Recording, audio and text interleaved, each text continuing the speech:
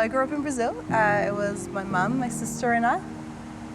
My parents split when I was 1.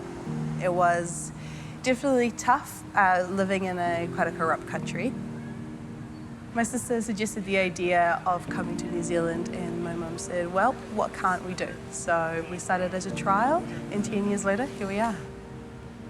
It was fun to start with, but then it did start to get lonely.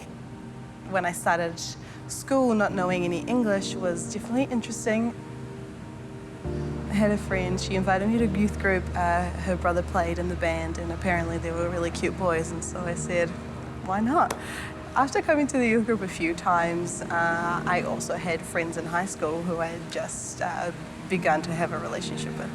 And so they invited me conveniently to a party just a couple hundred meters down the road from where we were. So at this party I had been offered drinks by a few people and I had taken it, and the last thing I remember is that I ended up back at this youth group in front of this youth pastor and very inebriated, and so I had the need to throw up, and so I did it in front of her. It wasn't something that I was proud of, and being in front of someone that I looked up to, as soon as it happened and I felt this guilt, she just looked at me and said, hey, it's okay, we don't judge you for it, we love you here and we're going to get you home safe and it's going to be okay. And that was something I had never experienced before from someone that I didn't know, that wasn't my mum or a close family member. I think it was a moment where it set a direction to my life. So when I turned 18, I got asked to volunteer with this crew called Red Frogs. And Red Frogs are a support network that help young adults around the areas of drug and alcohol.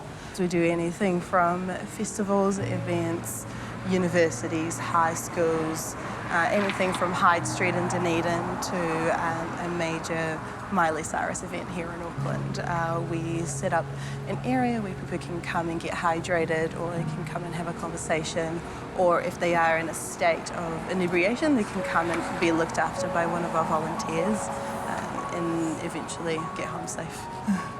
The reality of it is that we find people in some pretty dire states. It can be in a bathroom over the toilet throwing up. It could be in the middle of a fight between girlfriend-boyfriend situation. It's people that are desperately searching for something and they don't know where to look for it, and so Red Frogs reaches out a hand.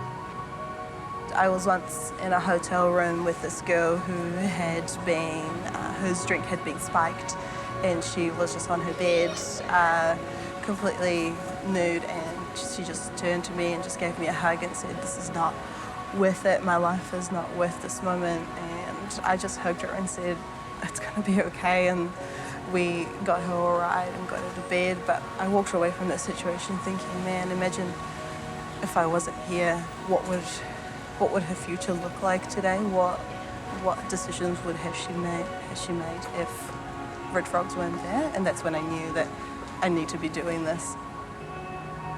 Being there for others doesn't have to be difficult. It's the one word, it's the exchange of smiles, it's being naturally yourself with God's love in you, that it just naturally shines. It's an overflow. It's being aware that other people are searching for something and you can be the answer.